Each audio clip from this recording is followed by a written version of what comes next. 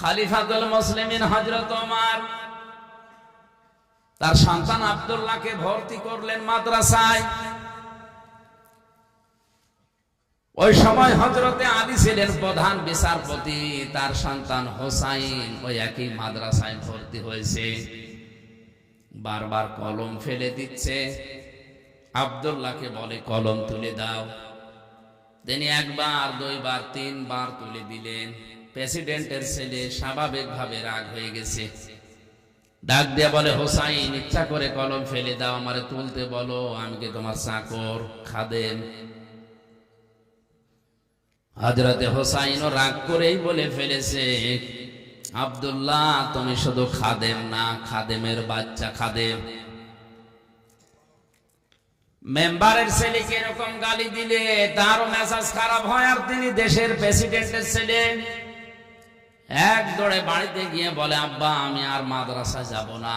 কেন? হোসাইন আমারে গালি দিয়েছে, আমি নাকি খাদেমের বাচ্চা, খাদেম। হযরত ওমর বিচক্ষণ মানুষ ছিলেন, ডাক দিয়ে বলে, সন্তান, আমি বিচার করব, কিন্তু এখন না, জমার দিন। জমার দিন তিনি খুতবা দিচ্ছিলেন, বক্তব্যের মাঝখানেই তিনি দাঁড়িয়ে বললেন, এখানে হযরত হোসাইন আছে? বলে, হ্যাঁ, এদিকে আসো। তুমি আমার ছেলেটাকে গালি দিয়েছো খাদেমের বাচ্চা, চাকরের বাচ্চা বলে? বলে, হ্যাঁ দিয়েছি। কেন দিলে?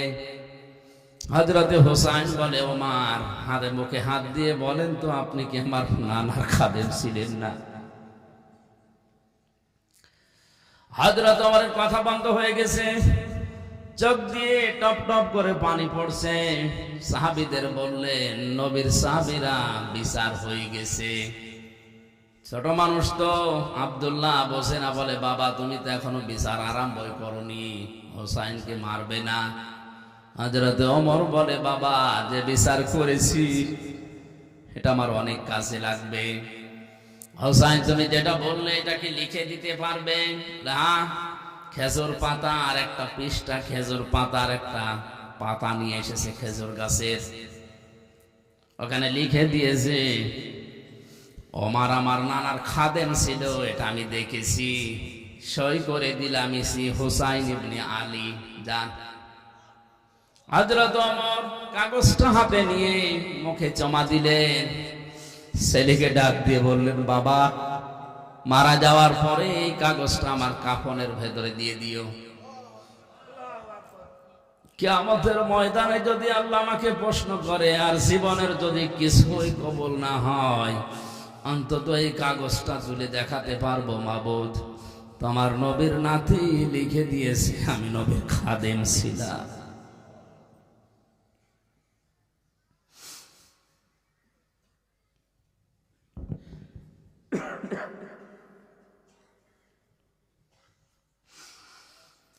এই ওসিলায় হলেও তুমি আমাকে আজকে মাফ করে দাও। এই ধরনের মানুষেরা কিয়ামতের যে বিশ্বাস, যে ভয় তাদের ছিল, এরপরও একটা দুর্বল হাদিস বলছি শিক্ষার জন্য। হযরত ওমরেরও আল্লাহর দরবারে নিজের জীবনের মাত্র কয়েক বছরের হিসাব দিতে লেগেছিল প্রায় 12 বছর। ইন্তেকালের পরে প্রায় 12 বছর পার হয়ে গেল। হযরতে আব্দুল্লাহ একবার স্বপ্ন দেখলেন, হযরত ওমর সুন্দর পোশাক পরে নদী থেকে আসতেছে গোসল করে। ডাক দিয়ে বলে, বাবা, কোথায় ছিলেন? কতদিন আপনাকে দেখি নাই। হযরতে ওমর বলে, বাবা, আজকে 12 বছর আমি দুনিয়ার জীবন ছেড়েছি। মহান আল্লাহ আমার জীবনের হিসাব নিচ্ছিলেন। শেষ পর্যন্ত তিনি আমাকে বলেছে, ওমর, তোরে মাফ করে দিলাম। কারণ আল্লাহ যদি কারো প্রতি ন্যায় বিচার করে সে বাঁচবে না, যদি সঠিক বিচারও কারো প্রতি করে সে বাঁচবে না। অন্যায় বিচার তো আল্লাহ করেই না, ন্যায় বিচার করলেও কেউ পার পাবে না। আল্লাহ যদি কাউকে বাঁচাতে চায় বলবে শেষে যে তোরে মাফ করে দিলাম। আল্লাহ যদি অবিচার করেন এ কথা বিশ্বাস করবেন না, আল্লাহ অবিচার করেন। আল্লাহ যদি কারো উপর ন্যায় বিচার করেন সে বাঁচবে না, সে ধরা খাবে। কথা বুঝতেছেন? আল্লাহ অবিচার, কথা বলেন না কেন? আল্লাহ অবিচার, ন্যায় বিচার করলে বাঁচার কোন উপায়? আল্লাহর কাছ থেকে যদি কেউ বাঁচতে চায়, একটা মাধ্যম আছে যে আল্লাহ আমারে মাফ করে দাও। হযরত ওমর বলেন, আমারে শেষ পর্যন্ত আল্লাহ ডাক দিয়ে বলেন, ওমর তোরে মাফ করে দিলাম। ফেরেশতা আমারে নিয়ে গোসল করিয়ে জান্নাতের নহর থেকে এই যে সাদা পোশাক জান্নাতের, এটা পরিয়ে আমাকে বলছে, যান আপনি জান্নাতে যান। ও কক্সবাজারবাসী, হযরত ওমরের যে জীবনী শুনলেন, আকাশের তারকার চাইতে যার নেকির কাজ জীবনে বেশি ছিল। কোন রাস্তা দিয়ে গেলে শয়তান পর্যন্ত 40 দিন ওই রাস্তায় যেতে ভয় পেত। এত বড় পাওয়ারফুল মানুষ নবীজি বলেন, একবার আমার স্ত্রীরা আমার কাছে এইটা দেন ঝগড়া করছিল। হযরতে আবু বকর আসলেন, স্ত্রীদের ঝগড়া থামে না। হযরতে ওসমান আলী এসেছে, তাদের ঝগড়া থামে না। হযরতে ওমর কিছুক্ষণ পরে বাইরে থেকে সালাম দিয়েছে, আসসালামু আলাইকা ইয়া রাসূলুল্লাহ। স্ত্রীরা বলছে, আপনি থাকেন, আমরা গেলাম। কারণ এখন যে লোকটা এসেছে এর মুখের আগে হাত চলে। হযরতে ওমরকে দেখে ওই দিন নবীজি বলেছিলেন, ওমর তুমি যে রাস্তা দিয়ে চলো, ও রাস্তায় শয়তান পর্যন্ত চলে না। এই ধরনের মানুষ যদি কিয়ামত নিয়ে এই টেনশনে থাকে, আমাদের কি হয়েছে বলেন? নবীজিকে আদর্শ পাওয়ার জন্য কিয়ামতে জবাবদিহি করা লাগবে। এই টেন্ডেন্সি, এই বিশ্বাস আমাদের জন্ম দেওয়া লাগবে। এটা নেই, এই জন্য আজ দুর্নীতি হয়। এইটা নেই, এই জন্য আজ বেগম পাড়া তৈরি হয়। এইটা নেই, এই জন্য আজ আমাদের অধিকারগুলো আমরা আদায় করতে পারি না। হযরতে ওমরের ব্যাপারে আছে আকাশের তারকারাজি, কেউ যদি গণনা করা শুরু করে একদিন শেষ হয়ে যাবে। হযরতে ওমর সে নেকির কাজ দুনিয়ায় করেছিলেন 26 বছর বয়সে মুসলমান হওয়ার পর। যেই কয়দিনই বেঁচে ছিলেন, মাত্র এই কয়েক বছরে তিনি এত বেশি নেকির কাজে আঞ্জাম দিয়েছেন, কিয়ামত পর্যন্ত কেউ যদি ওমরের নেকি গণনা করে শেষ হবে না। মাথায় যাদের মগজ আছে চিন্তা করেন তো, যে মানুষগুলো সামনে পেছনে বসে আছে, এই মানুষগুলোকে নবীজি নাম ধরে বলতে পারলেন না কেন? যে এদেরকে রেখে গেলাম, এদের মেনে নিলেই জান্নাত পেয়ে যাবে। এ কথা বলেননি এই কারণে, এই কারণ নবী ছাড়া কারো ঈমান নিরাপদ না। যে কোনো সময় মানুষকে শয়তান বেঈমান করে ফেলতে পারে। নবীজি নবীদেরকেও শয়তান ধোঁকা দিয়েছে, কিন্তু আল্লাহ নিজে স্পেশাল ভাবে তাদেরকে বাঁচিয়েছেন। তাদের কথা আলাদা। বাকি পৃথিবীর কাউকে কারো নিরাপদ না ঈমান। হযরতে ওমর নিজেই বলতেন মাঝে মাঝে, হুযায়ফা ইবনুল ইয়ামিনকে ডাক দিয়ে, এ হুযায়ফা, তুমি তো নবীজির গোপন কথাগুলো তোমার কাছে সব বলতো, তুমি একটু ইন্তেকালের আগে যে লিস্ট দিয়ে গেছে নবীজি, যে মদিনায় মুনাফিক অমুক অমুক আছে, ওই লিস্টের ভেতরে দেখো তো আমার নামটা আছে কিনা। হযরতে হুযায়ফা ডাক দিয়ে বলে, খলিফাতুল মুসলিমিন, আমিরুল মুমিনিন, কি বলেন আপনি? জান্নাতের গ্যারান্টি দিয়েছে নবীজি নিজে আপনাকে, আর আপনি বলেন আপনার নাম মুনাফিকের খাতায় আমি দেখবো, এ কেমন কথা?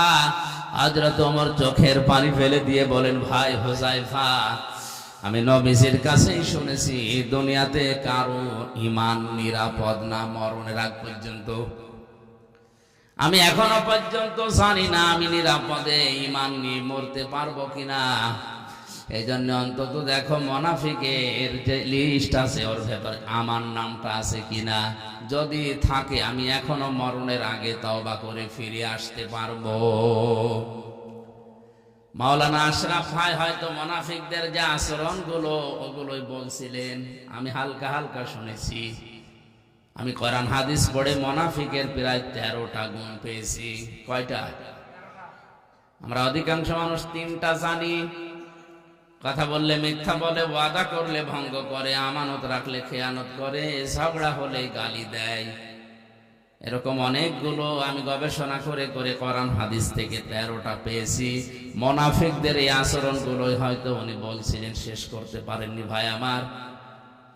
এই সমস্ত গুণাগুণগুলো, জারগুলো, এই আচরণগুলো যদি কারো ভেতরে পাওয়া যায়, বুঝবেন তার ভেতরে নিফাকি আছে, মুনাফিকি আছে। আর মুনাফিককে আল্লাহ যদি মরণের পরে জাহান্নামে দেয়, আবু জেহেলের উপরে দেবে না, আবু জেহেলের নিচে দেবে। মুনাফিককে আল্লাহ যদি জাহান্নামে দেয়, আবু জেহেলের উপরে দেবে না নিচে? কোথায় আন্দাজে বলেন না। সূরা নিসা 140 নম্বর আয়াতে আল্লাহ পাক বলেন, ইন্নাল্লাহা জামিউল মুনাফিকিনা ওয়াল কাফিরিনা ফি জাহান্নামা জামিআ। অবশ্যই আমি আল্লাহ জাহান্নামের ভেতরে একত্রিত করব মুনাফিক এবং কাফেরদের। আগেকার নাম বলেন বলেন। আবু জেহেল মুনাফিক ছিল না কাফের? এই আয়াত দ্বারা বোঝা যায় যারা মুনাফিক এরা কিন্তু আবু জেহেলের নিচে থাকবে না, এরা থাকবে উপরে। আরে ভাই আপনি তো উল্টাপাল্টা বলেন। আবু জেহেল যদি জাহান্নামে পড়ার পরে থেমে যায়, মুনাফিক থামবে না, একেবারে নিচে থাকবে। ইন্নাল মুনাফিকিনা ফিদ দারকিল আসফালি মিনান নার ওয়া লান তাজিদা লাহুম নাসীরা। অবশ্যই মুনাফিকদের জায়গা হবে জাহান্নামের একেবারে নিচে। আসফাল ইসমে তাফসীল, এর চাইদার নিচে নেই, একেবারে নিচে তাদের জায়গা দেব। শুধু জায়গা নিচে দেব না, এই মানুষগুলোকে কেউ সাহায্যের কথা বলতেও আসবে না। কাফেরদের যত কথা আমি পেয়েছি, কোন কাফেরকে সাহায্য করা হবে না এমন কথা নেই, যদিও তাদেরকেও সাহায্য করা হবে না, কিন্তু ওয়ালান তাজিদা লাহুম নাসীরা এরকম কঠিন শব্দ নেই। তাজিদার আগে লান আছে মজারে, মজারের আগে আমি আগেই বললাম লান তাদিল্লুর উদাহরণ দিতে গিয়ে লান আসলে অর্থ হয় কোশ্চিন কালেও হবে না। আল্লাহ বলেন মুনাফিক যদি জাহান্নামের নিচে যায়, ওদেরকে সাহায্যের জন্য কেউ আসবে না, সাহায্য করাও হবে না। ধরে বলেন নাউজুবিল্লাহ। এখন আমার প্রশ্ন হচ্ছে, মুনাফিক তৈরি হয় কাদের ভেতরে? মুসলমানদের। বলেন কাদের ভেতরে? কোন ইহুদি, কোন খ্রিস্টান, কোন বৌদ্ধ, কোন হিন্দু, কোন মাজুসি, যত জাতি এখন পৃথিবীতে এখন প্রায় 4500 জাতি আছে, কোন জাতির ভেতরে মুনাফিক তৈরি হয় না।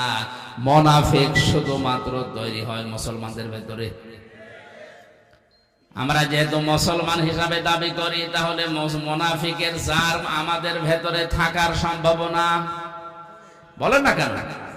হযরত ওমর যদি বলেন এখনো যদি আমার নামটা থাকে আমি তাওবা করে ফিরে আসবো, ভালো হয়ে যাবে মরণের আগে, তা আমাদের ওই চিন্তা ভাবনার দরকার নেই।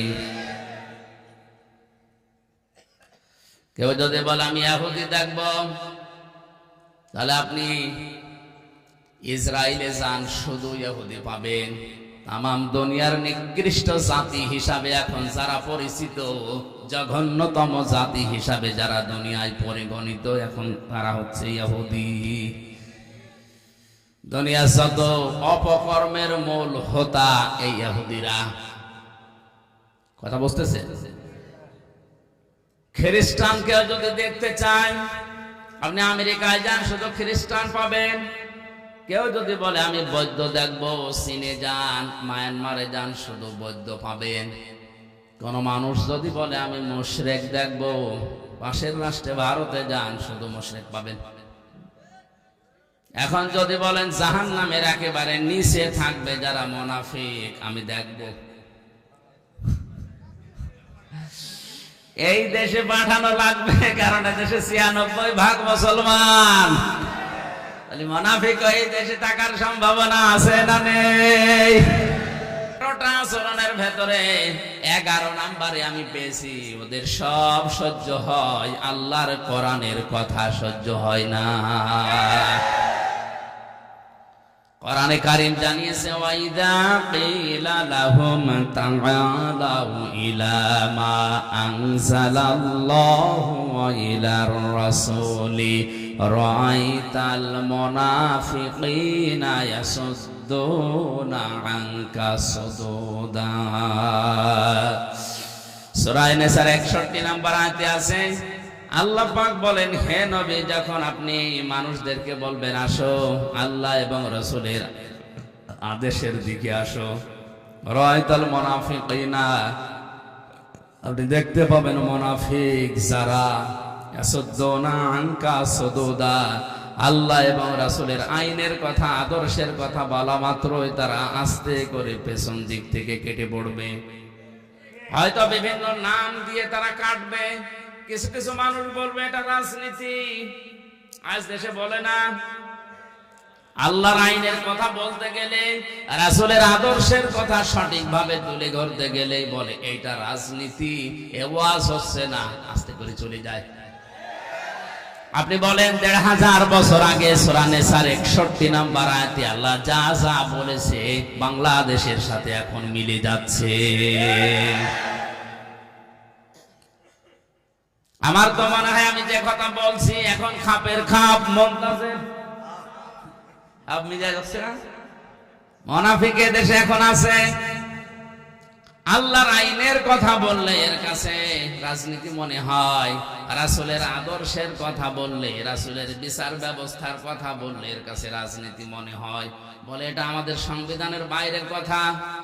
পৃথিবীর সবচাইতে বড় সংবিধান আল্লাহর কোরআন। وَكَذَلِكَ أَنزَلْنَاهُ حُكْمًا عَرَبِيًّا وَلَئِنِ اتَّبَعْتَ أَهْوَاءَهُمْ بَعْدَ الَّذِي جَاءَكَ مِنَ الْعِلْمِ مَا لَكَ مِنَ اللَّهِ مِنْ وَلِيٍّ وَلَا وَاقٍ। জোরে বলেন আল্লাহু আকবার।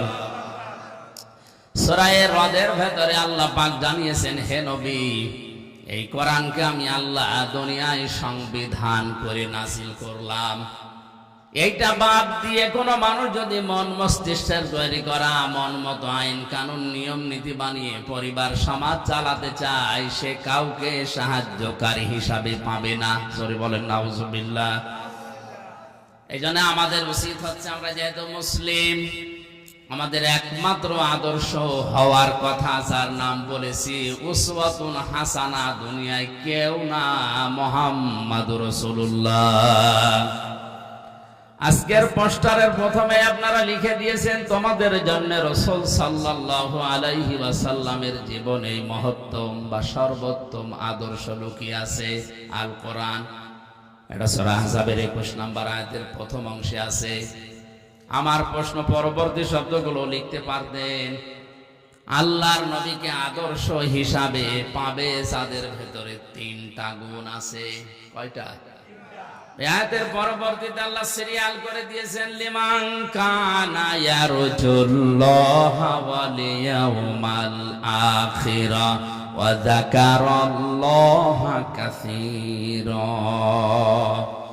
এক নম্বরে যে মানুষগুলো লিমান কানা ইয়ারজুল্লাহ, আল্লাহ রাব্বুল আলামিনের দিকে যারা ফিরে আসে, রাজা ইয়ারজু মানে ফিরে আসা। ২ নম্বরে যে মানুষগুলো দুনিয়াতে ওয়াল ইয়াউমাল আখিরা, কিয়ামতে জবাব দেওয়া লাগবে, বিশ্বাস করে। ৩ নম্বরে যাকারাল্লাহা কাসীরা, যাদের জীবনে সবচাইতে বেশি আল্লাহর আলোচনা হয়। কার? বলেন বলেন। তাহলে এই বাংলাদেশে 18 কোটি মানুষের জন্য রাসূলুল্লাহ আদর্শ এখনো সবার জন্য হয়নি, কারণ এই 3টা গুণ আমরা অধিকাংশ মানুষের ভেতরে দেখতে পাচ্ছি না। এক কথা বলা লাগে, আমি শর্ত দিলাম মাওলানা হাফিজকে, আপনি যদি কুষ্টিয়ায় যান আপনার সাথে আমি যাব। শর্ত দিয়েছিলেন আপনি যদি যান। এখন উনি যদি সকালে না যায়, আমার যাওয়ার দরকার আছে। আল্লাহ তাআলা বলেন উত্তম আদর্শ, সর্বোত্তম আদর্শ তোমাদের জন্য রাসূলুল্লাহ, কিন্তু 3টা গুণ থাকা লাগবে। কয়টা? সবাই বলেন, সবাই বলেন। আপনার ভেতরে আছে কিনা আপনি মিলান। যদি না থাকে, কোরআনে কারীম আমার সামনে সূরা আহজাবের 21 নম্বর আয়াতকে সাক্ষী রেখে বলছি, মরণের পরে বিনা হিসাবে বিনা বিচারে আপনি জাহান্নামে। আপনি যতই নামাজ পড়েন, রোজা রাখেন, 5 কলি 10 কলি 20 কলি মাথায় দেন, যদি মনে করেন আমার তো ঈমান আছে না, আপনার ঈমান নেই। কারণ এই 3টা গুণ যদি কারো না থাকে, সে রাসূলুল্লাহকে আদর্শ পায়নি। আর রাসূল যার আদর্শ হয়নি, ওর ঈমান নেই, ওটা বেঈমান। খুব মনোযোগ সহকারে শুনেন। আল্লাহ রাব্বুল আলামিন বলেন, 1 নম্বরে যারা সব কাজ আমি আল্লাহর দিকে ফিরে আসার নিয়তে করে, যে কোনো কাজে হাত দেওয়ার আগেই চিন্তা করে আল্লাহ এই কাজে আমার আল্লাহ রাজি আছে তো। আজকে যে গাড়িতে আসলাম, লোকটাকে আমি এর আগে কোনোদিন দেখেছি বলে মনে হয় না, কিন্তু যে ভালোবাসা আমার প্রতি দেখিয়েছে, দুনিয়ার স্বার্থ পাওয়ার জন্য না, এটা আল্লাহর জন্যে। দুনিয়ায় যাকে আপনি ভালোবাসবেন, যাকে এগিয়ে দেবেন, সাহায্য করবেন, লোক দেখানোর জন্য, স্বার্থ পাওয়ার জন্য না। যে মানুষগুলো শুধুমাত্র আল্লাহর জন্য কাউকে ভালোবাসে। 2 নম্বরে ওয়াল ইয়াউমাল আখিরা, কিয়ামতের দিবসে যারা বিশ্বাস করে। সে জন্মের পর থেকে শুনছি কিয়ামত হবে, কিয়ামতের দিন আছে, কিন্তু কিয়ামত যে কি, কিভাবে হবে, কিয়ামতে জবাব দেওয়া লাগবে, এই বিশ্বাস যদি কোনো মানুষের ভেতরে একবার জন্ম হয়ে যায়, ওর জীবন থেমে যাবে। এর তাফসীর করতে গিয়ে আমি জেলখানার ভেতরে থাকাকালীন ফি জিলালিল কোরআনে পড়েছিলাম। আছেন আপনারা ময়দানে? খলিফাতুল মুসলিমিন হযরত ওমর তার সন্তান আব্দুল্লাহকে ভর্তি করলেন মাদ্রাসায়। ওই সময় হযরতে আলী ছিলেন প্রধান বিচারপতি, তার সন্তান হোসাইন ওই একই মাদ্রাসায় ভর্তি হয়েছে। বারবার কলম ফেলে দিচ্ছে, আব্দুল্লাহকে বলে কলম তুলে দাও। তিনি 1 বার 2 বার 3 বার তুলে দিলেন। প্রেসিডেন্টের ছেলে স্বাভাবিকভাবে রাগ হয়ে গেছে, ডাক দিয়ে বলে, হোসাইন ইচ্ছা করে কলম ফেলে দাও, আমারে তুলতে বলো, আমি কি তোমার চাকর খাদেম? হযরতে হোসাইনও রাগ করেই বলে ফেলেছে, আব্দুল্লাহ তুমি শুধু খাদেম না, খাদেমের বাচ্চা খাদেম। মেম্বারের ছেলেকে এরকম গালি দিলে তারও মেজাজ খারাপ হয়। আর তিনি দেশের প্রেসিডেন্টের ছেলে, এক দৌড়ে বাড়িতে গিয়ে বলে, আব্বা আমি আর মাদ্রাসা যাব না। কেন? হোসাইন আমারে গালি দিয়েছে, আমি নাকি খাদেমের বাচ্চা খাদেম। হযরত ওমর বিচক্ষণ মানুষ ছিলেন, ডাক দিয়ে বলে, সন্তান আমি বিচার করব, কিন্তু এখন না, জমার দিন। জমার দিন তিনি খুতবা দিচ্ছিলেন, বক্তব্যের মাঝখানেই তিনি দাঁড়িয়ে বললেন, এখানে হযরত হোসাইন আছে? বলে হ্যাঁ। এদিকে আস। তুমি আমার ছেলেটাকে গালি দিয়েছো খাদেমের বাচ্চা, চাকরের বাচ্চা বলে? বলে হ্যাঁ দিয়েছি। কেন দিলে? হযরতে হোসাইন বলে, ওমর হাতে মুখে হাত দিয়ে বলেন তো, আপনি কি আমার নানার খাদেম ছিলেন না? হযরত ওমরের কথা বন্ধ হয়ে গেছে, চোখ দিয়ে টপ টপ করে পানি পড়ছে। সাহাবীদের বললেন, নবীর সাহাবীরা বিচার হয়ে গেছে। ছোট মানুষ তো আব্দুল্লাহ বসে না, বলে বাবা তুমি তো এখনো বিচার আরম্ভই করনি, হোসাইনকে মারবে না? হযরত ওমর বলে, বাবা যে বিচার করেছি এটা আমার অনেক কাজে লাগবে। হোসাইন তুমি যেটা বললে এটা কি লিখে দিতে পারবে? হ্যাঁ। খেজুর পাতা আর একটা পৃষ্ঠা, খেজুর পাতার একটা পাতা নিয়ে এসেছে খেজুর গাছের, ওখানে লিখে দিয়েছে, ওমর আমার নানার খাদেম ছিল, এটা আমি দেখেছি, সই করে দিলাম ইসি হুসাইন ইবনে আলী। যান। হযরত ওমর কাগজটা হাতে নিয়ে মুখে জমা দিলেন। ছেলেকে ডাক দিয়ে বললেন, বাবা মারা যাওয়ার পরে এই কাগজটা আমার কাফনের ভেতরে দিয়ে দিও।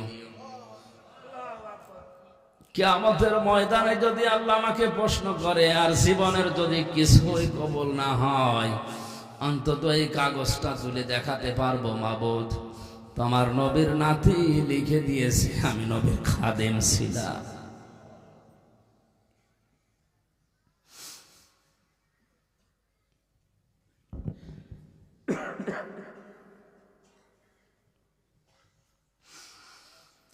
এই ওসিলাই হলেও তুমি আমাকে আজকে মাফ করে দাও। এই ধরনের মানুষেরা কিয়ামতের যে বিশ্বাস, যে ভয় তাদের ছিল, এরপরও একটা দুর্বল হাদিস বলছি শিক্ষার জন্য। হযরত ওমরেরও আল্লাহর দরবারে নিজের জীবনের মাত্র কয়েক বছরের হিসাব দিতে লিখেছিল, প্রায় 12 বছর। ইন্তেকালের পরে প্রায় 12 বছর পার হয়ে গেল। হযরতে আব্দুল্লাহ একবার স্বপ্ন দেখলেন, হযরত ওমর সুন্দর পোশাক পরে নদী থেকে আসতেছে গোসল করে। ডাক দিয়ে বলে, বাবা কোথায় ছিলেন? কতদিন আপনাকে দেখি নাই। হযরতে ওমর বলে, বাবা আজকে 12 বছর আমি দুনিয়ার জীবন ছেড়েছি।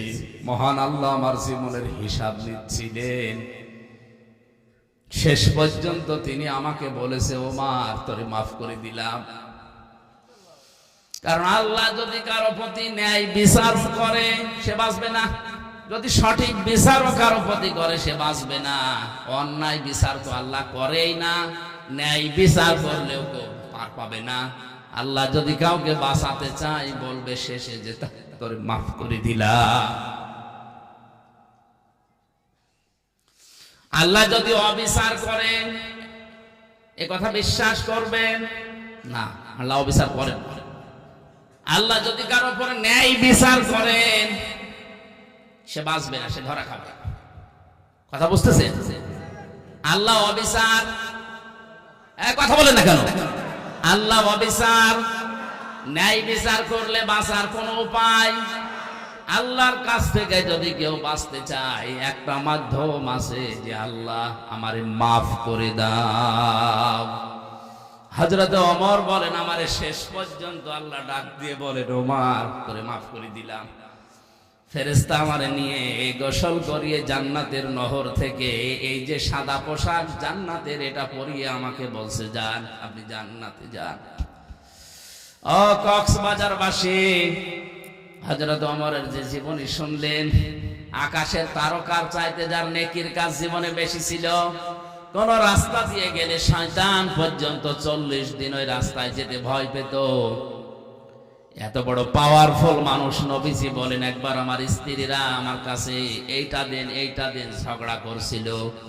হযরতে আবু বকর আসলেন, স্ত্রীদের ঝগড়া থামে না। হযরতে ওসমান আলী এসেছে, তাদের ঝগড়া থামে না। হযরতে ওমর কিছুক্ষণ পরে বাইরে থেকে সালাম দিয়েছে, আসসালামু আলাইকা ইয়া রাসূলুল্লাহ। স্ত্রীরা বলছে, আপনি থাকেন, আমরা গেলাম। কারণ এখন যে লোকটা এসেছে এর মুখের আগে হাত চলে। হযরতে ওমরকে দেখে ওই দিন নবীজি বলেছিলেন, ওমর তুমি যে রাস্তা দিয়ে চলো ও রাস্তায় শয়তান পর্যন্ত চলে না। এই ধরনের মানুষ যদি কিয়ামত নিয়ে এই টেনশনে থাকে, আমাদের কি হয়েছে বলেন? নবীজিকে আদর্শ পাওয়ার জন্য কিয়ামতে জবাবদিহি করা লাগবে। এই টেন্ডেন্সি, এই বিশ্বাস আমাদের জন্ম দেওয়া লাগবে। এটা নেই এই জন্য আজ দুর্নীতি হয়, এইটা নেই এই জন্য আজ বেগম পাড়া তৈরি হয়, এইটা নেই এই জন্য আজ আমাদের অধিকারগুলো আমরা আদায় করতে পারি না। এটা যদি কোনো মানুষ 100 ভাগ বিশ্বাস করে যে আমার জবাব দেওয়া কিন্তু লাগবে, 2 দিন আগে 2 দিন পরে ওর জীবন এমনিতেই পাল্টিয়ে যাবে।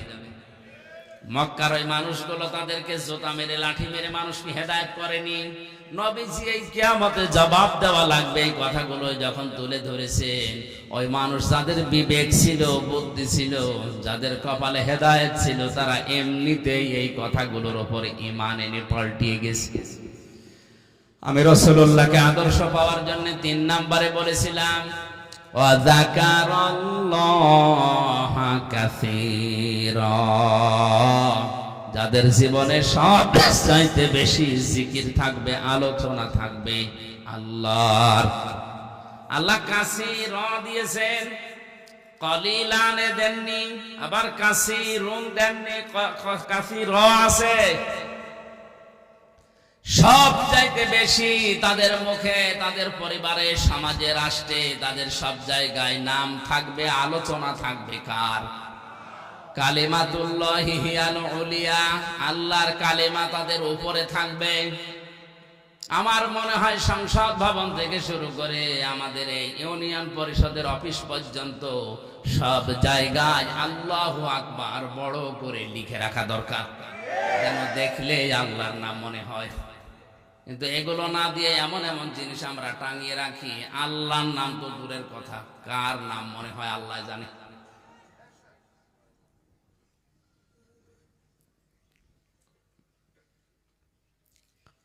আল্লাহ রাব্বুল আলামিন বলেন, রাসূলুল্লাহকে যারা আদর্শ হিসাবে এই তিনটা গুণ অর্জন করে পাবে, বিশ্ব নবী মুহাম্মদুর রাসূলুল্লাহ রাসূলুল্লাহ হওয়ার পর থেকে আতঙ্কে ছিলেন। কিসে ছিলেন? বলেন বলেন। 1 থেকে 40 বছর তার সমস্যা হয়নি। 40 থেকে 63, 23 বছরে 82 বার তাকে ডাইরেক্ট হত্যা করার জন্য ইহুদিরা চেষ্টা চালিয়েছে। শুধু চেষ্টাই চালিয়ে শেষ করে দেয়নি, মরণের পরেও তার লাশ পর্যন্ত চুরি করার জন্য তারা ব্যস্ত ছিল। এজন্য ওই 23 বছর রাসূলুল্লাহকে যারা মেনে নিয়েছে তারাও বিপদে পড়েছে। কিন্তু 1 থেকে 40 যারা ওই সময় মেনেছিল, তার সাথে ছিল, তাদের কোনো বিপদ হয়নি। এমনকি পুরো আরব জাহানে তাদের একটা শত্রুও ছিল না। আর রাহিকুল মাখতুম, এই ঐতিহাসিক সিরাত গ্রন্থে আপনি দেখবেন 1 থেকে 40 বছর পর্যন্ত নবীদের পেছনে মানুষ ছিল না, তা না ছিল। কারণ হেলফুল ফজল যেদিন গঠন করেন তার সাথে ওই এলাকার যুবকেরা অনেকে যোগ দিয়েছিল। সামাজিক উন্নয়নমূলক অনেক কাজ তিনি এই সংগঠনের মাধ্যমে এলাকায় করতেন। কিন্তু দুঃখজনক হলেও সত্য, একটা শত্রু তার ওই সময়ের ভেতরে তৈরি হয়নি। একই মানুষ 40 বছরে কোরআনে কারিমটা হাতে পাওয়ার পরে যতদিন এটা তার কাছে ছিল ততদিন তার শত্রুর অভাব ছিল না। এই জন্য আমরা যদি কেউ বলি আমি নবীওয়ালা কাজ করি না, আপনি মোহাম্মদ ইবনে আব্দুল্লাহর কাজ করেন, এই জন্য আপনার সমস্যা হয় না। কেউ যদি রাসূলুল্লাহর কাজ আরম্ভ করে, রাসূলুল্লাহর যেভাবে আরম্ভ হয়েছিল 3 বছর তিনিও জেলে ছিলেন, আপনারও থাকা রাখতে পারে।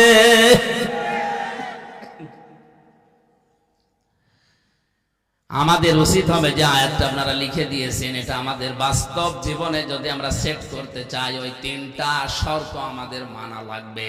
এই শর্তগুলো আমার আল্লাহর। আরো জোরে বলেন কার? আল্লাহ আমাদের মেনে নেওয়ার তৌফিক দিন, জোরে বলেন আমিন। আমার আলোচনার বিষয় বলেছিলেন কোন পাপে কোন গজব।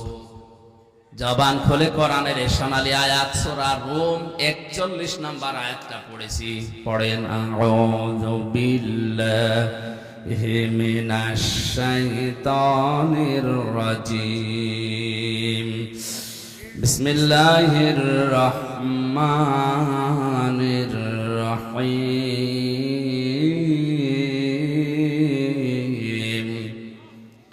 যাহারাল ফাসাদু ফিল বাররি ওয়াল বাহরি বিমা কাসাবাত আইদিন নাস লিইউযীকাহুম বা'দাল্লাযী আমিলু লা'আল্লাহুম ইয়ারজিউন।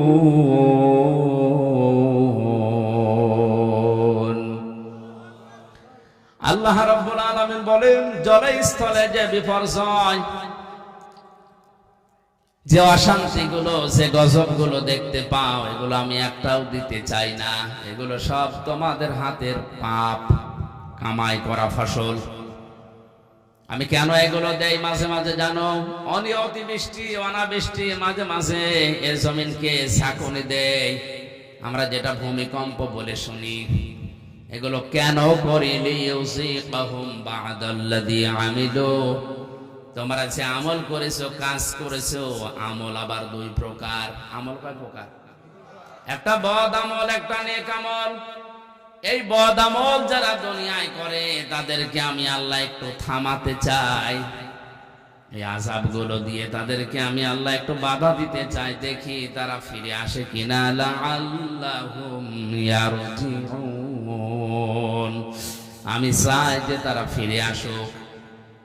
কপাল পোড়া মানুষ আমরা, মাঝে মাঝে এগুলো আমাদের সামনে আসতেছে, এগুলো দেখার পরও আমরা ফিরে আসা দূরের কথা, আমাদের বিদ্যা আরো বাড়ে। সূরা সূরার ভেতরে আল্লাহ জানিয়েছেন, এটা 29 নম্বর আয়াতে আছে, ওমা সাবাকুম মিন মুসিবাতিন ফাবিমা কাসাবাত আইদিকুম ওয়া ইয়াফু আন কাসীর। তোমরা যত অন্যায় করো, পাপ করো, সব পাপের শাস্তি যদি আমি আল্লাহ দেই, শ্বাস ফেলার সময় তোমরা পেতে না, আমি আল্লাহ অধিকাংশ গুলোই মাফ করে দেই, কিছু পাপের শাস্তি দুনিয়ায় পাঠাই যেন তোমরা আমি আল্লাহর দিকে ফিরে আসতে পারো। বাংলার মুসলমানেরা আজকে আমি কয়েকটা পয়েন্টের উপরে সাজিয়েছি, আমি দেখতে চাই এই পাপগুলো যদি বাংলাদেশে হয়, ওগুলোর জন্য আপনি যতই দোয়া দরুদ পড়েন, তাবিজ কবজ গলায় দেন, থামাতে পারবেন না আল্লাহর শাস্তি ওটা ছেড়ে দেওয়া।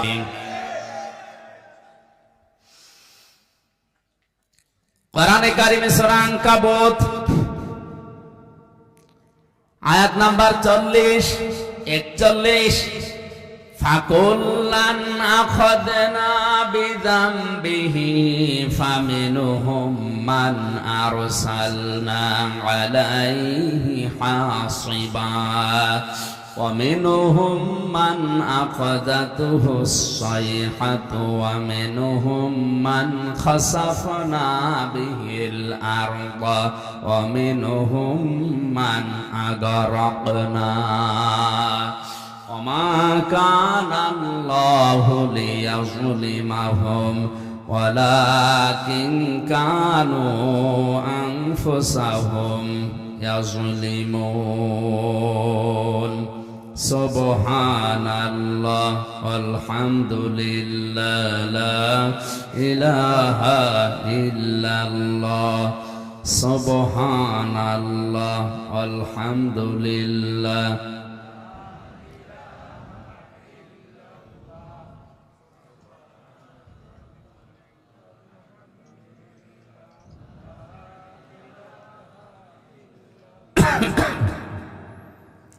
জিকির জোরে করেন, সুবহানাল্লাহ আলহামদুলিল্লাহ লা ইলাহা ইল্লাল্লাহ লা ইলাহা ইল্লাল্লাহ মুহাম্মাদুর রাসূলুল্লাহ।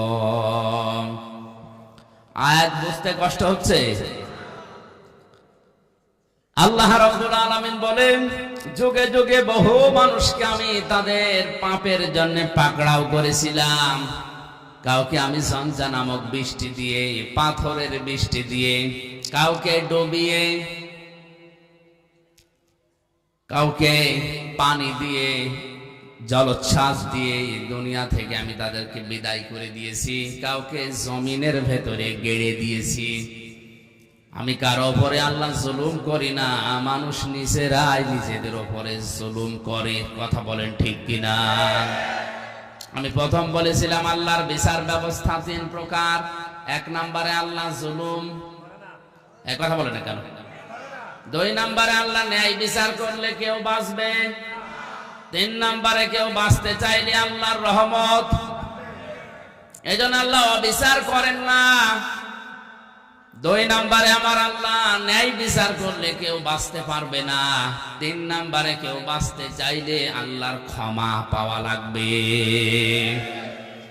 যে সমস্ত পাপের জন্য আল্লাহ তাদেরকে ধরেছিলেন, দেখি ওই পাপগুলো এখন বাংলাদেশে আছে কিনা।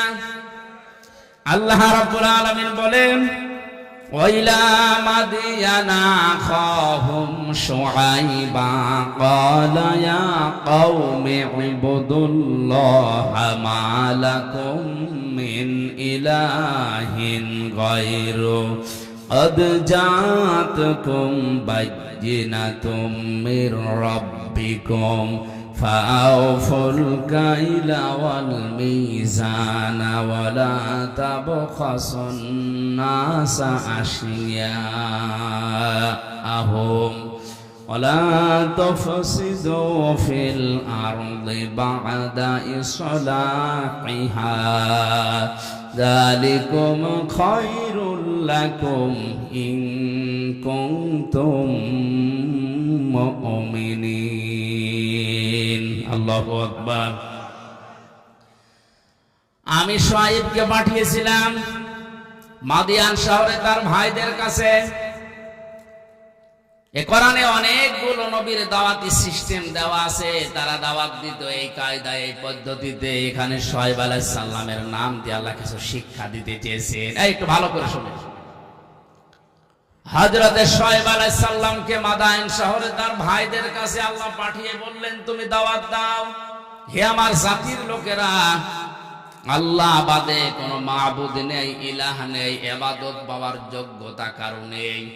আমরা যারা সত্যি নবীদের উত্তরসূরি দাবি করছি, আল্লাহর কসম আমরাও কিন্তু এই কথাই আপনার কাছে বলছি। আল্লাহ ছাড়া ইবাদত পাওয়ার যোগ্যতা কারো। এই জন্য সহজ ভাবে বলি, লা ইলাহা ইল্লাল্লাহ, আল্লাহ বাদে ইবাদত পাওয়ার যোগ্যতা, উপাস্য হওয়ার যোগ্যতা দুনিয়ায় আর কারণে। এ কথা বললেই হিন্দুরা রাগ করে, কারণ ওদের দেবতা একটা দুইটা না, কয়টা? 33 কোটি। ওদের দেবতা 33 কোটি। এই জন্য ওদের রাগ হবে। আল্লাহ ছাড়া ইবাদত পাওয়ার, উপাসনা পাওয়ার যোগ্যতার কারণে এই কথা বললে ইহুদির মন আপনি পাবেন না, খ্রিস্টানের মন আপনি পাবেন না। ওয়ালান তারদা আনকাল ইয়াহুদু ওয়ালান নাসারা হাত্তা তাত্তাবিআ মিল্লাতাহুম কুল ইন্না হুদাল্লাহি হুয়াল হুদা।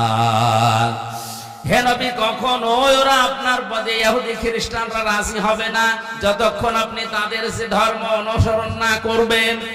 ওদের ধর্মে খোদা কয়জন? 33 কোটি। কারো 3 জন, কারো 2 জন। বিভিন্ন জিনিসকে তারা খোদা হিসাবে মেনে নিয়েছে, উপাস্য হিসাবে ইবাদত পাওয়ার যোগ্যতা তারা ভাগ ভাগ করে দিয়েছে। একমাত্র জাতি মুসলিম। 175 কোটি মানুষের ভেতরে হয়তো ভুল ত্রুটি থাকতে পারে, কিন্তু লা ইলাহা ইল্লাল্লাহর ব্যাপারে কোনো পার্থক্য আমাদের নেই। আমরা মনে প্রাণে বিশ্বাস করি, এ কথা কাজে লাগাতে চাই। আল্লাহ ছাড়া ইবাদত পাওয়ার যোগ্যতা কারো, উপাসনা পাওয়ার যোগ্যতা কারো। কারণ নবীদের দাওয়াত এইটাই ছিল, ইয়া কওমি ইবুদুল্লাহ মা লাকুম মিন ইলাহিন গায়রু, আল্লাহর ইবাদত করো, কারণ তিনি ছাড়া কোনো ইলাহ নেই। এরপরেই হযরতে শুআয়ব আলাইহিস সালাম তার জাতির লোকের কাছে যে মেসেজটা দিয়েছেন, নবীদের দাওয়াতি পদ্ধতি আপনাকে আমি বলছি। ক্বাদ জাআতকুম বাইয়িনাতুম মির রাব্বিকুম, অবশ্যই তোমাদের রবের পক্ষ থেকে তোমাদের কাছে স্পষ্ট দলিল, প্রমাণ, নিয়ম নীতি, আইন কানুন এসেছে। সে আইনের ভেতরে 2টা কথা এখানে আল্লাহ পাক দিয়েছেন, ফাউফুল কাইলা ওয়াল মিজানা ওয়ালা তাবখাসুন নাসা আশিয়াআহুম। 1 নম্বরে তোমরা ওজনে কম বেশি করবে না। কিসে? সবাই বলেন। এই ওজন বলতে শুধু দাড়ি পাল্লার ওজন। এখন তো অনেকে দাড়ি পাল্লায় তুলে দেওয়ার চিন্তায় আছে। হাইকোর্টের সামনে বিশাল একটা দাড়ি পাল্লা টাঙানো আছে, 2 দিকের মাপই সমান। এটা দ্বারা দেশের জনগণকে বোঝানো হচ্ছে যে ন্যায় বিচার ছাড়া এখানে কিছু চলে না। দাড়ি পাল্লা মানে কি? মানদণ্ড। দাড়ি পাল্লা মানে ন্যায় বিচারের মানদণ্ড। এটা যে এদিকেও যেমন এইদিকেও সমান, কোন দিকে একেবারে কম বেশি নেই, সমান সমান। আচ্ছা, তো বিচার ব্যবস্থার দিকে তাকালে আজ যেটা দেখতে পাচ্ছি আমরা, ন্যায় বিচারের তুলনায় অবিচারই বেশি হচ্ছে। ন্যায় বিচারের তুলনায় অবিচার যদি না হবে, কোন কারণে আমি 3টা বছর জেল খাটলাম, আপনি জবাব দেন।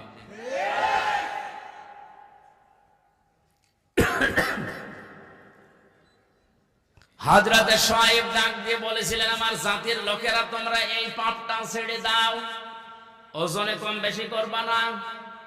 কারণ এই পৃথিবীতে আল্লাহ যত মানুষকে লানত দিয়েছেন, বরদুয়া দিয়েছেন, তার পয়লা নম্বরে তারা। ওয়াইলুল লিল মুতাফফিফিনা আল্লাযীনা ইযা তালু আলান নাসি ইস্তাওফুন ওয়া ইযা কালুহুম আও ওয়াসানুহুম ইখসিরুন। ধ্বংস হয়ে যাক, বরবাদ হয়ে যাক, আমি আল্লাহর লানত ওই মানুষগুলোর উপরে যারা ওজনে কম বেশি করে। কিসে বলেন বলেন? এই ওজন বলতে যারা দোকানদার তারা না, এই যে এইটাও এইটাও, এই যে মঞ্চটা, এই যে মেম্বারটা, এটা হক কথা বলার জায়গা। এখানে বসে যারা সঠিক কথাগুলো বলতে চায় না, তারাও কম বেশি করছে। প্রাইমারি স্কুল থেকে বিশ্ববিদ্যালয় পর্যন্ত যারা শিক্ষকতা করছেন, এটা যেহেতু রেকর্ড হচ্ছে, কালকেই তাম দুনিয়ায় ছড়াবে। আমার বিশ্ববিদ্যালয়ের স্যাররা অনেকে মন খারাপ করে, আমি জানি। আল্লাহর কসম, শিক্ষক যারা আমার মাথার তাজ, আপনাদেরকে আমি ভালোবাসি। আমি কোরআন আপনাদের কাছেই পড়েছি, যতটুকু আমি বুঝেছি, আপনারা ওইভাবে বুঝেন না কেন? প্রাইমারি থেকে বিশ্ববিদ্যালয় স্যার পর্যন্ত যে যতটুকু পেয়েছে, ওজনে কম বেশি করা মানে নেওয়ার সময় বেশি নেয়, দেওয়ার সময়। এদের প্রতি লানত কার? এই কথা বলা লাগবে, লানত কার?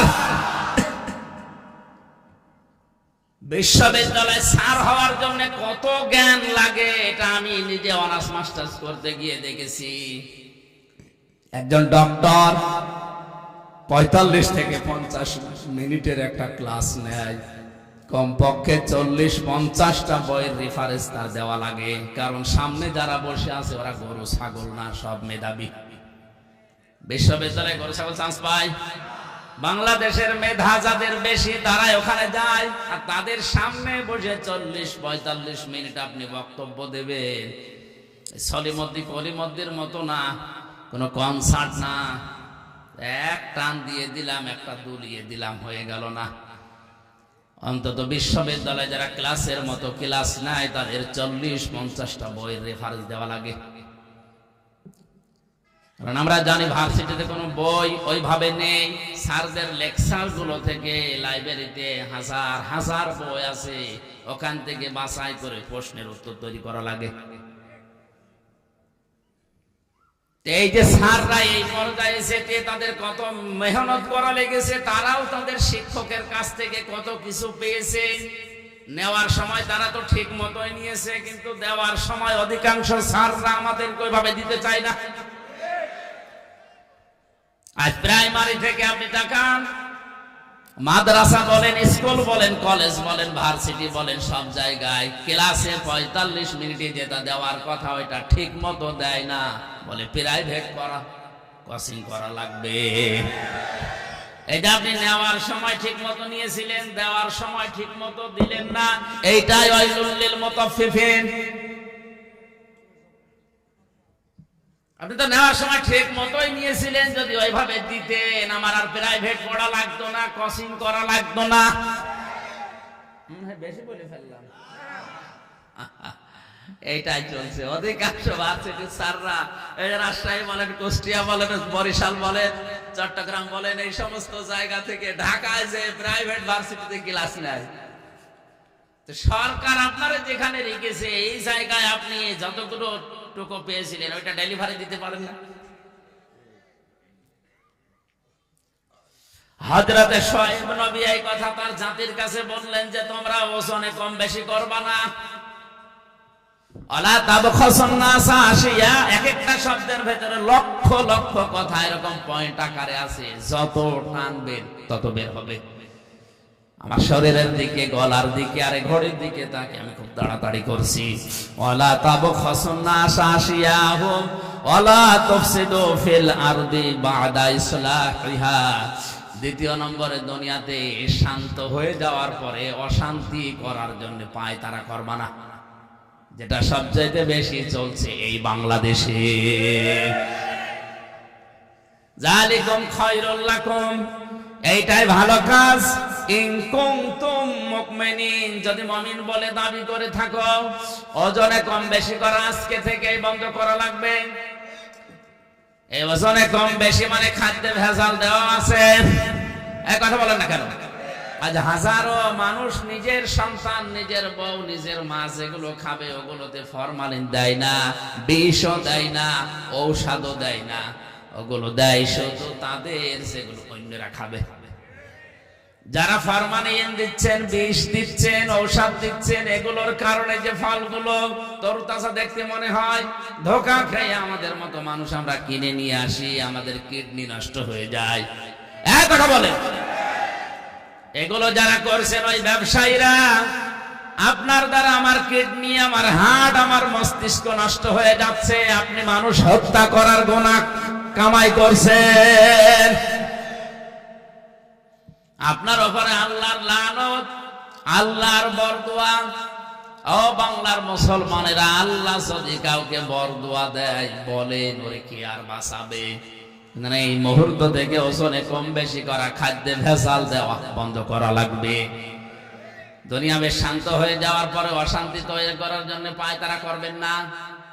যদি মুমিন বলে দাবি করেন, এরপরে আরো দুইটা কথা তিনি বলেছিলেন, নাকি শেষ করে দেব?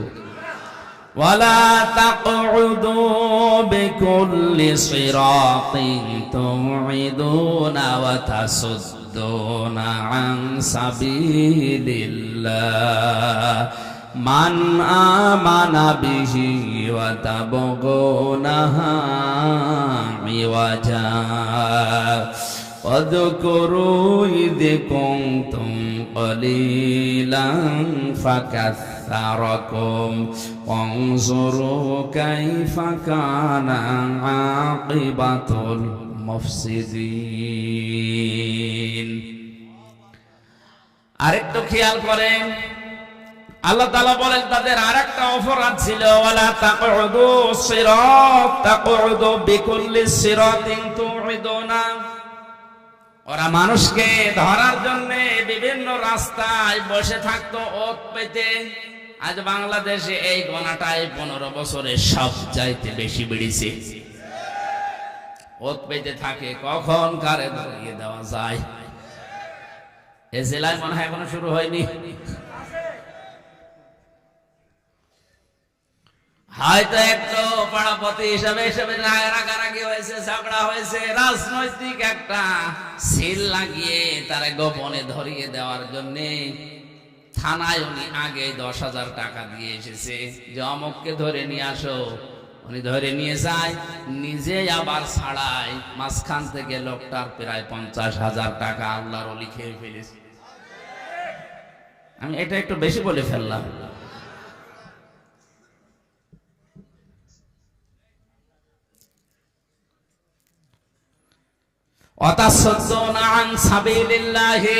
দুই নম্বরে তারা গোনা করত, 3-4 নম্বর এটা, 4 নম্বরে তাদের অপরাধ ছিল এইটা, ওরা আল্লাহর রাস্তা থেকে মানুষকে সরিয়ে দেওয়ার জন্য বিভিন্ন কায়দা কৌশল কাজ কারবার করত।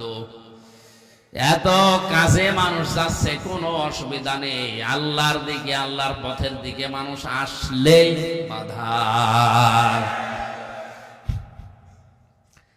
এই গুনাহগুলোর জন্য আল্লাহ রাব্বুল আলামিন হযরত শুআয়ব আলাইহিস সালামের জাতির উপরে যে গজব নাযিল করেছিলেন। এখনো যদি কোনো মানুষ এই কাজ কারবার গুলো বন্ধ না করে, জমিনে ওজনে কম বেশি করা, খাদ্যে ভেজাল দেওয়া, দুনিয়া শান্ত হয়ে যাওয়ার পর অশান্তি করার জন্য পায় তারা করে বেড়ানো, মানুষকে বিপদে ফেলার জন্য মোড়ে মোড়ে বসে থাকা, এ থোকায় থোকায় শব্দটা আছে। ওয়ালা তাকউদু বিকুল্লি সিরাতিন তুইদুনা ওয়া তাসুদ্দুনা আন সাবিলিল্লাহ। তোমরা বসে থেকো না মানুষকে ধরিয়ে দেওয়ার জন্য, বিপদে ফেলার জন্য কোন রাস্তার মোড়ে মোড়ে গোপনে, কিচ্ছু জানে না, ঘরে ঘুমিয়ে আছে, চোখ খুলে দেখছে জেলখানায়। কি গো, তুই গাছ কেটেছিস, তুই গাড়িতে আগুন লাগিয়েছিস, অথচ কিচ্ছু জানে না। দু একদিন ঠিক ওইভাবে কেটে যাচ্ছে, চোখ খুলে আবার দেখছে বাড়িতে। কি গো, খোঁজ নিয়ে দেখা গেল বাড়ি থেকে প্রায় 2 লাখ টাকা চলে গেছে। এইটা যদি কেউ বন্ধ না করে, আমার আল্লাহ তাদের উপরে মাঝে মাঝে ভূমিকম্প দেয়। রানা প্লাজা এমনি ধসে পড়েনি। অনেকে বলেছিল যে মনে হয় অনেকে এই ধাক্কা দিয়ে ফেলে দিয়েছে। আরে ভাই, ধাক্কা দিয়ে বিল্ডিং ফেলে দেওয়া, আপনি ফেলে তো দেখি। 357টা বিল্ডিং এ ফাটল ধরেছে এবছরে। সারা বাংলাদেশের জরিপ, 357টার উপরে বিল্ডিং এ অলরেডি ফাটল ধরে গেছে। পানির স্তরগুলো, এই লেয়ার গুলো নেমে যাচ্ছে। قل أرأيتم إن أصبح ماؤكم غورا فمن يأتيكم بماء معين। হে নবী, আপনি ওদেরকে বলেন তো, আমি যদি পানির লেয়ার নিচে নামিয়ে দেই, দুনিয়ায় কে আছে তোদেরকে পানি দেবে? কে বলছে? এই জন্য আমাদের উচিত হচ্ছে এই অপরাধগুলো যারা করছি বন্ধ করি, নয়তো যতই দোয়া দরুদ পড়েন, তাবিজ কবজ লাগান, কাবার ইমাম এনে দোয়া করালো, ভূমিকম্প বন্ধ করতে পারবেন না। কারণ 1500 বছর আগে কোরআনে আল্লাহ এই কথাগুলো জানিয়ে দিয়েছেন। এই আযাব গজব গুলো আসে এমনিতেই না। কক্সবাজারে তো আমার মনে হয় এই 2-3 দিন আসার পরে আমি যেটা দেখতে পাচ্ছি, যেভাবে ঢেউগুলো আসতেছে সাগরে, 10 হাত 15 হাত 20 হাত উঁচা হয়ে ঢেউ আসবে, আল্লাহর নির্দেশ শুধু লাগবে।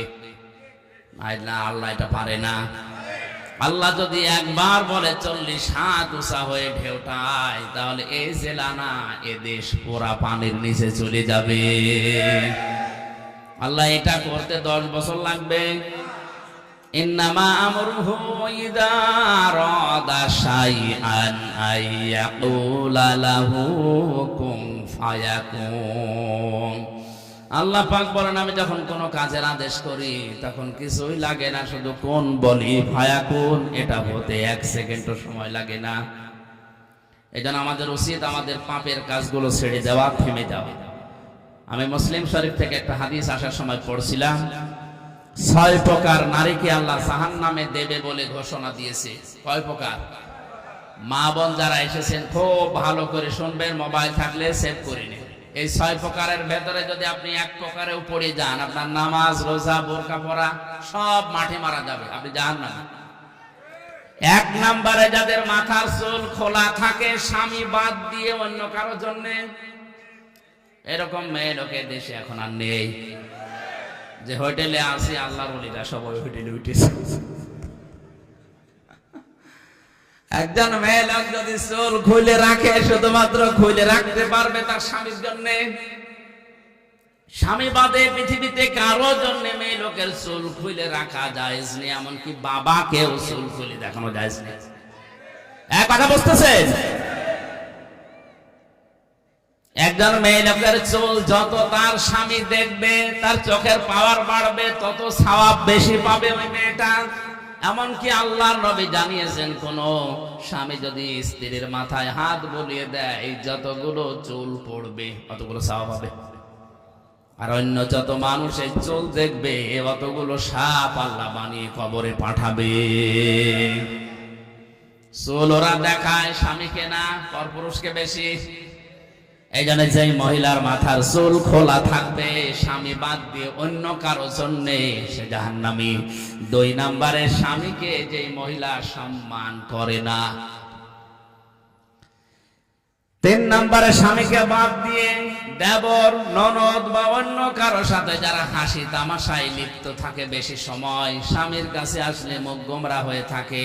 আর যদি দেবর পায়, স্বামী গিয়েছে ঘাস কাটতে, বাগে ধরে খাক, আমার দেওরা বেশি থাক। একটা কবিতা এরকম পড়েছিলাম কোথায় জানো, স্বামী ঘাস কাটতে গেছে মাঠে, ওরে বাগে ধরে খেয়ে ফেলো, আমার দেওরা বেশি থাক। স্বামী বাদ দিয়ে অন্যের সাথে যদি কেউ হাসি তামাশা করে, মজাক করে, ইয়ারকি আড্ডা করে, মহিলা জাহান্নামী। 4 নম্বরে যে মহিলা অপবিত্রতা থেকে পবিত্রতার খবর রাখে না, কবে যে পবিত্র হবে ওর খেয়ালই নেই, স্বামীর যে হক আছে ওর মনেও নেই। এই জন্য যখনই শরীর অসুস্থ হবে, সুস্থ হওয়ার পর থেকেই নিজেকে পরিষ্কার পরিচ্ছন্ন করে স্বামীর জন্য উপস্থাপন করা লাগবে। 5 নম্বরে মিথ্যা বলে, গীবত করে, এরপরে আবার কসম করে কথায় কথায়। মেয়েদের স্বভাব এটা বেশি, ওরা কিছু হলেই কসম কাটে। কসম যদিও কাটে, আবার ছেলের মাথায় হাত দিয়ে, স্বামীর মাথায় হাত দিয়ে কসম কাটে। এমনকি কাবা শরীফের ছবি টাঙানো বলে কাবার কসম। দুনিয়াতে একজনের নামে শুধু কসম কাটা জায়েজ আছে, কে? বলেন বলুন। আমরা কসম কাটি বড় যে জিনিস, সেই জিনিসের উপরে এ দুনিয়ার সব চাইতে বড়, বলেন বলুন। আর আল্লাহ যখন কসম কাটেন, তখন কসম কাটেন ওই জিনিসের সাথে, যেই জিনিসের সাথে আমাদের জীবনের সম্পর্ক আছে। আমাদের জীবনের সম্পর্ক আছে সময়ের সাথে। কিসের সময় আছে? জন্য আমির হামজা আছে, সময় নেই, হামজার দাম। এখন যদি আমার সময় শেষ হয়ে যায়, আপনারাও আমাকে নামিয়ে দেবেন। আর আমার জীবনের সময় যদি শেষ হয়ে যায়, আমাকে মানুষ আর হামজা বলবে না, মরহুম হামজা বলবে। এজন্য মানুষের জীবন সংক্রান্ত কথাগুলো বলতে গিয়ে আল্লাহ জানিয়েছেন, ওয়ালা আসরি ইন্নাল ইনসানা লাফি খুসর। সময়ের কসম, জীবনের কসম, হায়াতের কসম, ইতিহাসের কসম। যেহেতু মানুষের হায়াত আছে, মানুষ আছে, জীবন আছে, মানুষ আছে, এগুলো না থাকলে মানুষের আর দাম থাকে না। এর সম্পর্ক মানুষের জীবনের সাথে রিলেটেড। এজন্য আল্লাহ মানুষের জীবন সংক্রান্ত কথা বলতে গিয়ে কসম দিয়েছেন হায়াতের, সময়ের। জোরে বলেন সুবহানাল্লাহ। আমরা যে কসম দিতে পারি শুধুমাত্র আল্লাহ ছাড়া আর কারো নামে না। মা বোন যারা এসেছেন, কসম যদি কাটতেই হয় আল্লাহ নামে কাটবেন। তাছাড়া পৃথিবীর কোন পীর বাবার নামে, কোরআনের নামে, কাবা শরীফের নামে ছেলের মাথায় মেয়ের মাথায় হাত দিয়ে কসম কাটা জায়েজ নেই। 6 নম্বরে যারা অন্যের শোক দেখে জ্বলে,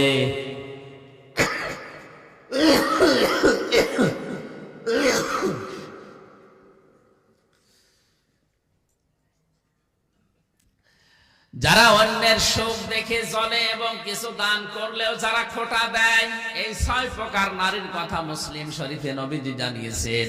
আশা করছি মা বোন যারা এসেছেন, এই 6 প্রকারের কোনো কিছু যদি আপনার ভেতরে থাকে, আপনি এই মুহূর্তে নিজেকে পাল্টাবেন। আল্লাহ আমাদেরকে এই যে 4টা অপরাধের কথা বলেছিলাম, ওজনে কম বেশি করা, খাদ্যে ভেজাল দেওয়া, দুনিয়া শান্ত হয়ে যাওয়ার পরে অশান্তি তৈরি করা, মানুষকে বিপদে ফেলার জন্য ওত পেতে থাকা, আর আল্লাহর রাস্তা থেকে মানুষকে ফেরানোর জন্য চেষ্টা চালানো, এই গুনাহগুলো থেকে যদি আল্লাহ আমাদেরকে না বাঁচান, আমরা যদি চেষ্টা না করি, ভূমিকম্পের মতো এই জিনিস আবার আসবে। আল্লাহ আমাদেরকে একটা মানার তৌফিক দেন, আমিন। খলিফাতুল মুসলিম